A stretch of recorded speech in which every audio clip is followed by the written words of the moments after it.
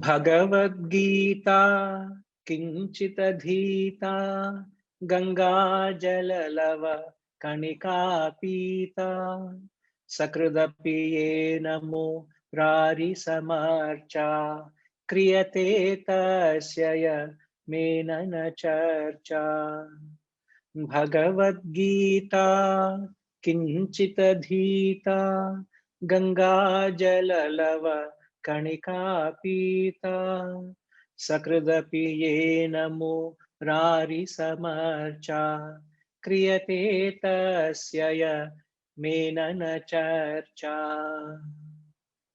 A very famous verse from the text, the title given to this verse, the three spiritual disciplines. The original text doesn't come with titles, so we have just given titles so that you have a general idea as to what the verse is conveying. So the three disciplines, again, he speaks in their thought and language. Now we have to interpret it. Now what the verse reads, the translation reads, he who studies the Bhagavad Gita even a little, sipped a drop of the Ganges water, worshipped Lord Murari at least once. Such a person, he says, has no dispute with Yama. Tasya yamena na charcha. Na charcha. Charcha is a contention or dispute. Na charcha. There is no discussion, no dispute, no contention with Lord Yama. Yama is the Lord of death. If you don't interpret it, we are into some serious trouble because we don't understand what they're saying. Now, the three spiritual disciplines. Now, having said that you must establish your mind on the self, here are the three disciplines he's prescribing how to get to the mind onto the self. The three main highways, the freeways to get to the self. I will be only interested in these three highways, these three freeways. I am not interested in any other road map. You can have a GPS map which will get me to the destination. I will only use these three freeways. You may say, why are you so adamant? Why are you so fanatic? I am not adamant or fanatic. This is what the original Shastras have prescribed. I am not interested in any other roadmap. Any other guru has taken out of his head and said, take this path. Because each guru in his own journey could have created a path for his disciples. All I am bowing down is to this great Sanatana Dharma, the great Shastras, the highest intellects, the greatest wisdom ever known to mankind. They have given this to us. Why do I have to reinvent another path? I don't understand. So the three paths. What's the Sanskrit word for a path, Vijayji? Don't give up, please. If you give up, then nobody else will have an answer. What is the Sanskrit word? Pranam Guruji, my Sanskrit is very limited. No, I'm not testing your Sanskrit knowledge. I'm only talking still in the context of the philosophy. It is the approach you take. What is the Sanskrit word? You're still speaking English. I want the Sanskrit word. You know it, sir. Come on. I know all of you know it. What is that Sanskrit word? Marg. Marg. Now you are speaking Sanskrit. I'm not. That's more like Hindi, Guruji. Yeah, Marg. It all has a derivative thing. Root is Sanskrit. Is the mother of all languages. But what is that Sanskrit word? All right. Anand, what's that word?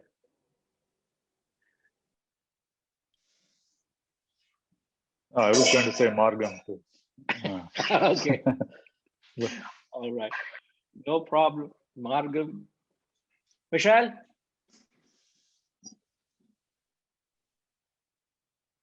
It's in the chat, says yoga. You're copying. That's not allowed. You're not supposed to copy Michelle. But is that right?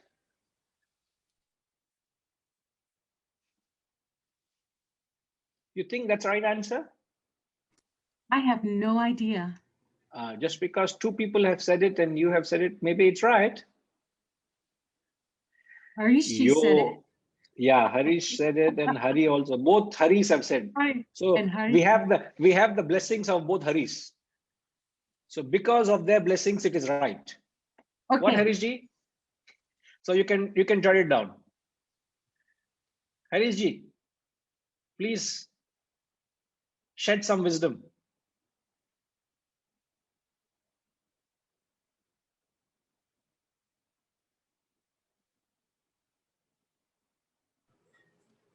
Oh, I'm sorry. It was not with the silence of Shah. Wait, no, it is with Shah, not silence of Shah. No. How do you say the what I'm seeking, Harish ji? How do you say the Sanskrit word for path is yoga? While the literal meaning could be marga, however, what we are saying is, what do you do? And therefore, what is it that you practice? And the practice is known as a yoga. So, therefore, it's the practices that you follow, whether you follow nephrology or cardiology or whatever, the paths all lead to the same, but these are all different paths. That is what is specified. And all have their own relevance. Each takes you to a certain stage, and certain things take you, certain practices beyond that stage. So it is all laid out, and it's all what you have been teaching all of us, that that there are three paths. And Perfect. it could be, I mean, I don't know whether I'm preempting things, but you talked of jnana or knowledge or wisdom. You have talked of bhakti, which is devotion and the spirit of surrender and the spirit of sacrifice, and karma, which is the spirit of action, or which is the performance of action. And so it is only by a combination, it is not only by dhyana or only by devotion that you would, or only by bhakti that you would achieve the ultimate. It is not only by karma that you would achieve it. It's a combination of all three. Perfect. We always get more than what we ask. That is the beauty of Harish ji. He has such a big heart he has got. What Srini ji, correct, isn't it? Srini ji has so much of wisdom of that. By the way, Srini ji is a younger brother of Harish ji, so he would have a whole lot of it. Isn't it? I think you nailed it.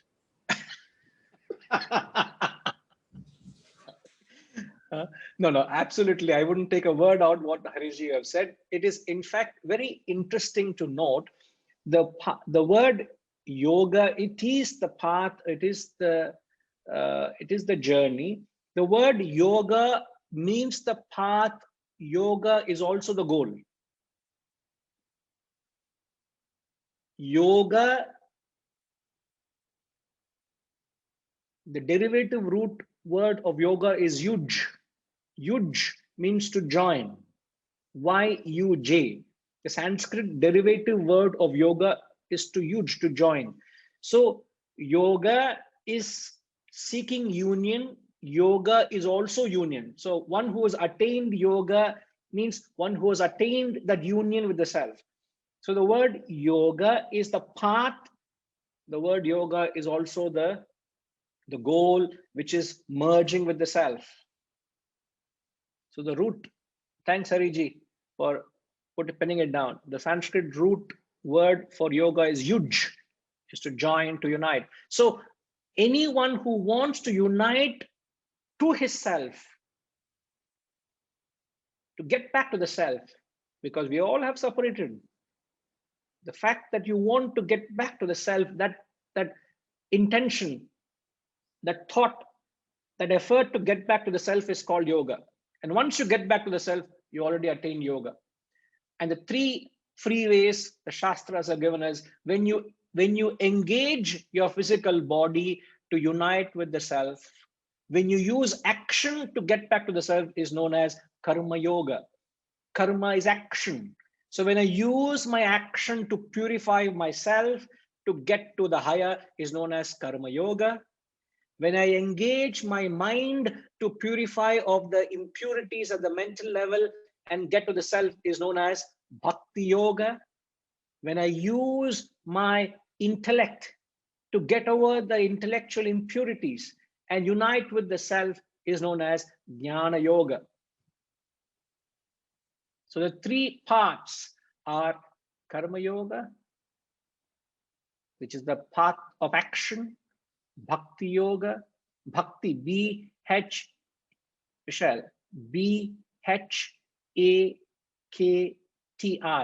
bhakti. The Sanskrit word for devotion is bhakti. So the path of devotion is for the mind, jnanam, G-N-A-N-A-M,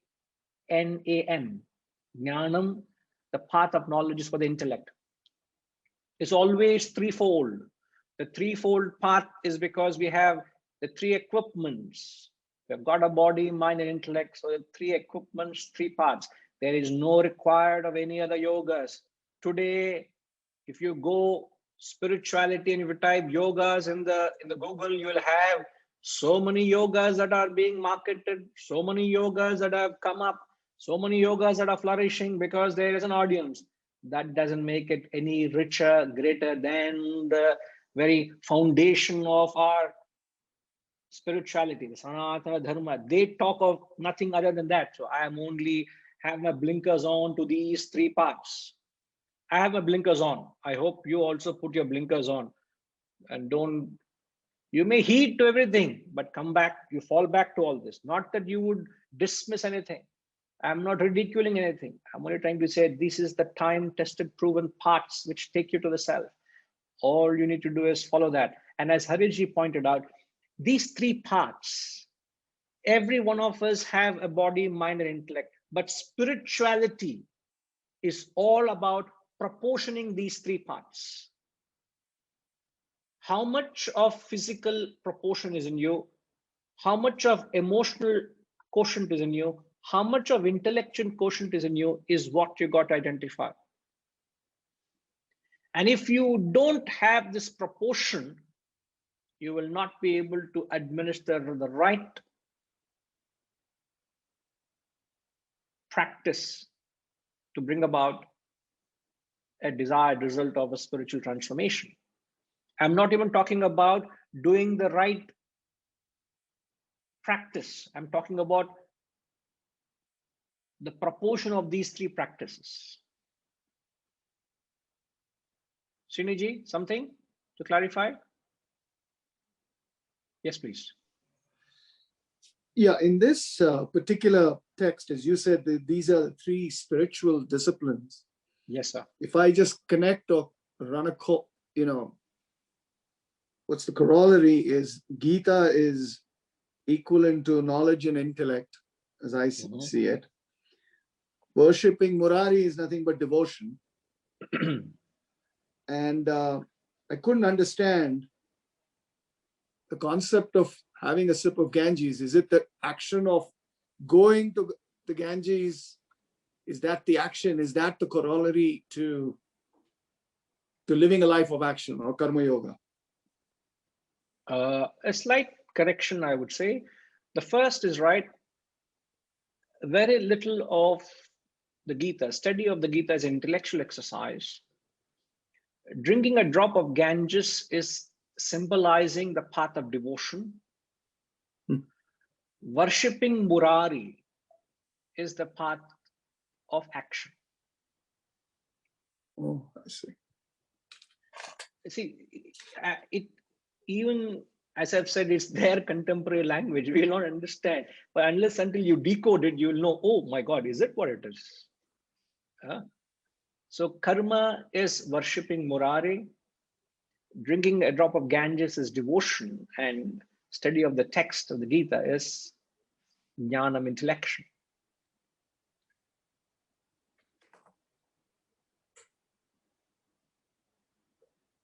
See, how do you justify that worshipping the Lord Murari as karma yoga is at the physical level?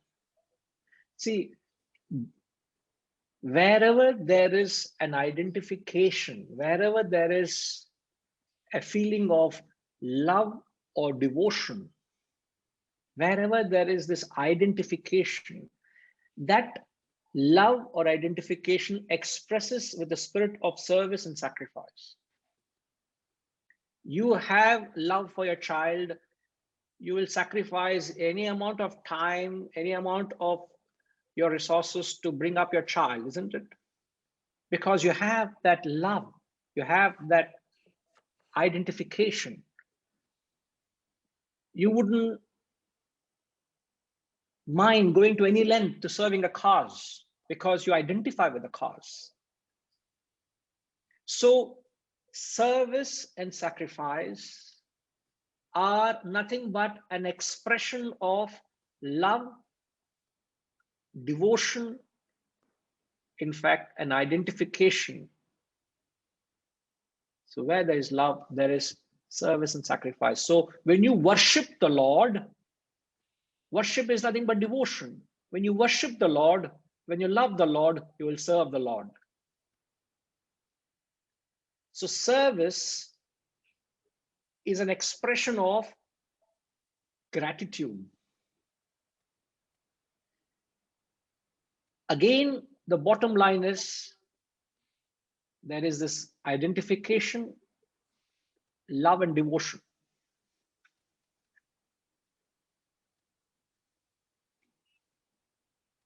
So all what I'm saying is prayer and service go hand in hand. Love and sacrifice are two sides of the same coin. If you want to serve something, you got to fall in love with it. You got to believe in it. You got to identify with it. That's how we interpret worship Murari at least once.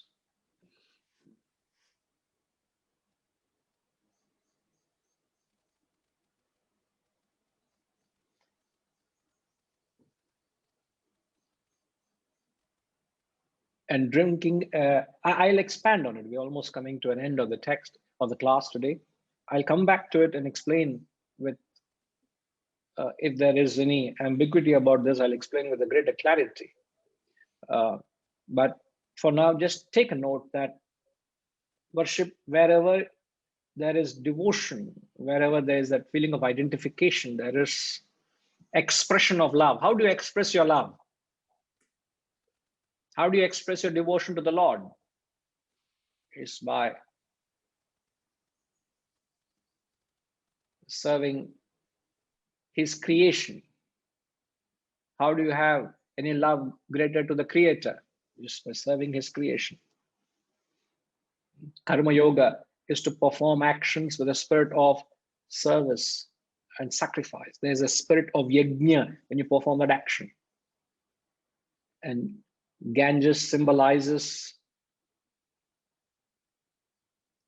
element of the heavenly river, you know, Ganges, the heavenly waters. The story of Bhagirath, you know, if you can just, I'm sorry to use that reference to Google, please Google and find out the story of how the great King Bhagirath brought that heavenly waters to purify the earth. So Ganges is symbolic to